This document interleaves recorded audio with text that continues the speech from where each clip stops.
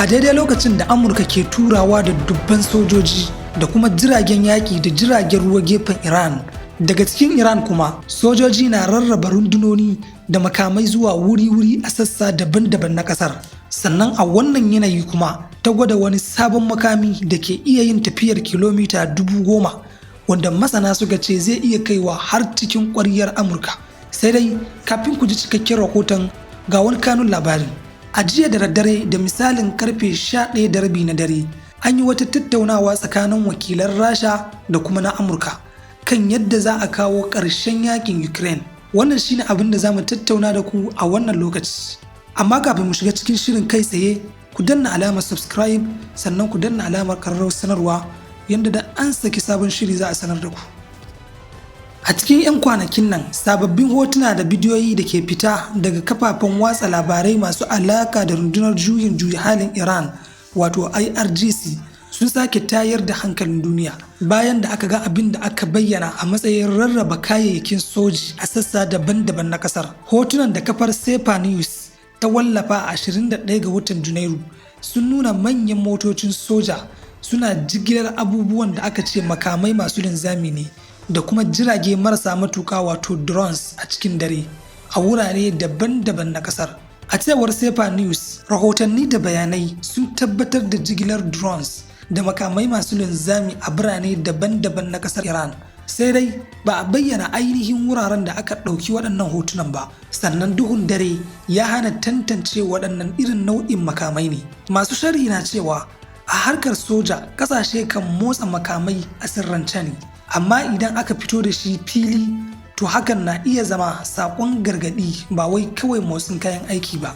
Masu sa ido kan tsaro sun nuna damuwa sosai sakamakon wannan ya zo ne a daidai lokacin da rahotanni ke nuna cewa jiragen yakin Amurka na kusantar gabas ta tsakiya, sannan tashin hankali da rikici na ƙara tsananta tsakanin Amurka, Isra'ila da kuma Iran. Wata kafar yada labarai ta Iran wanda ake ce mata Iran International ta ce wannan motsin kayayyakin ya fi kama da shiri na musamman da kuma horo na yau da kullum, sannan kuma akwai alamar haɗin gwiwa tsakanin ɓangarorin sojojin Iran. Sai dai su ma sun jaddada cewa ba za su iya tabbatar da dukkan waɗannan bayanai kai tsaye ba, sakamakon da daddare aka ɗauki waɗannan hotuna da kuma bidiyoyin jigilar kayayyakin.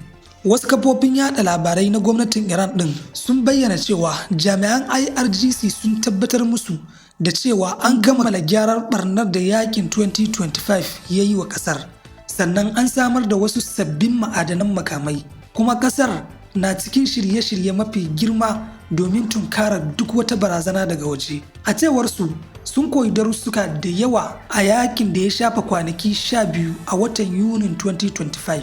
Kuma hakan ya sa sun inganta makamai masu linzami, sannan sun ƙara inganta dabarun tsaro. Haka kuma sun ƙara inganta tsarin kariyar samaniyarsu fiye da yadda take a da. A wani lamari mai jan hankali, gidan talabijin ɗin Iran ya nuna bikin tunawa da IRGC a ranar 22 ga watan Janairu, inda aka haɗa bikin addini da nune-nunen makaman soja.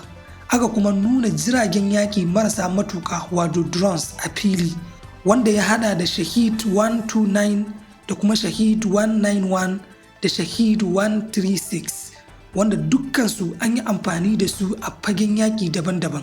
A ɓangare guda kuwa, kafar Tasnim News ta rawaito cewa Iran ta yi gwajin makamai masu linzami wanda suka yi tafiyar da ta kai kilomita 10,000 a sama, wanda masana ke cewa idan hakan ya tabbata waɗannan sabbin makaman za su iya kaiwa har cikin ƙwaryar Amurka.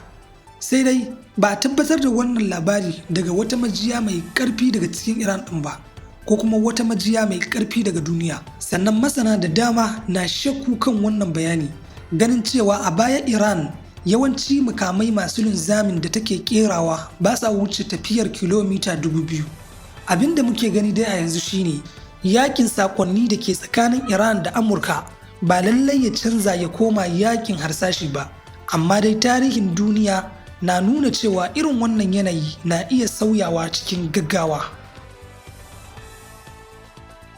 A jiya da daddare misalin karfe 11 na dare aka fara wata muhimmiyar tattaunawa tsakanin manyan jami'an Rasha da kuma wakilan Amurka. Rahotanni sun nuna cewa Amurka, wadda ita ce ke taka rawa a matsayin mai shiga tsakani, na matsa lamba sosai saboda lokaci na ƙurewa. A cewarsu akwai momentum, wato kuzari da ya kamata a yi amfani da shi kafin ya disashe. Duk da yadda dare ya tsaga, shugaban Rasha Vladimir Putin bai nuna wata damuwa game da lokaci ba. A ganinsa, idan ana magana da ta shafi makomar ƙasa, tsaro da kuma siyasar duniya, lokaci ba shi da wani muhimmanci. Bugu da ƙari, an riga an cimma yarjejeniyar cewa washe gari ƙungiyoyin aiki na tsaro za su ci gaba da zama a birnin Abu Dhabi, wanda wannan ƙungiyoyi na buƙatar umarni da jagoranci kai tsaye daga ƙasashensu. Shi yasa ganawa da wakilan Amurka Steve Witkoff ta zama mai matukar muhimmanci sosai. Sai dai tambaya a nan shine wanne ci gaba ake samu a wannan yarjejeniyar zaman lafiya tsakanin ƙasashen biyu. Shugaban Amurka Donald Trump na ci gaba da faɗin cewa ana dab da cimma yarjejeniya, amma har yanzu babu wata alama ƙarara da ke nuna cewa an kusa kaiwa zuwa ga matsaya. Masana harkokin diflomasiyya kwana cewa tun da farko an san wannan hanya ba wai gajera ba ce, kuma batun da ake magana a kai batu ne mai rikitarwa sosai, sannan ba za a iya warware shi a dare ɗaya ko a mako ɗaya ba.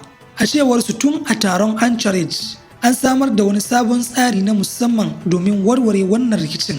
Sai dai ƙalubalen da ake fuskanta a yanzu ba wai na tsari ba ne, na yadda za a aiwatar da tsarin ne. Idan kuma aka samu nasarar aiwatar da shi yadda ya kamata, za a samu ci gaba da kuma nasara sosai.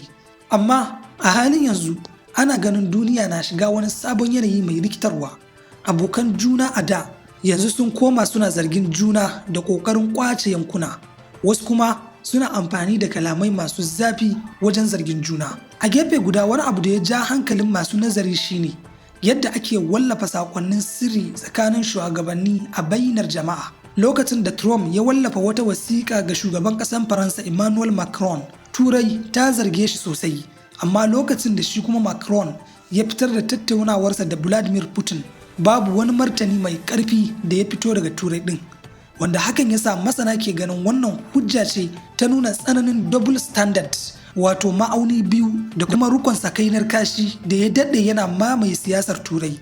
Haka kuma masanan suna zargin yawancin shugabannin Turai na yanzu ba su da ƙarfin tsayawa da ƙafafuwansu a gaban tsauraran matakan Trump, wanda hakan ya sa ake kallon Trump a matsayin gogaggen ɗan siyasa mai tafiya da salon kasuwanci mai tsauri mara sassauci, kuma mai fifita muradun ƙasarsa sama da komai, wanda a cewar Rasha wannan salon bai dace da tsarin duniya mai ginshiƙai da dama ba, domin yawanci yana dogara ne da tilas da kuma matsin lamba, wanda hakan ya sa Canada ma ta fitar da wata magana mai kama da ra'ayin Putin, tana cewa ƙa'idojin tsarin duniya ana amfani da su ne idan har za su amfani al'umma, amma idan kuma suka zama na tilas da kuma matsanta wa mutane, babu laifi a yi watsi da su, wanda hakan ya sa nan take aka janye gayyatar da aka yi wa Canada cikin kwamitin zaman lafiya na Trump, wanda aka sa masa suna Board of Peace, wanda hakan ya sa masana ke cewa a yanzu wannan ba zai shafi Canada da komai ba,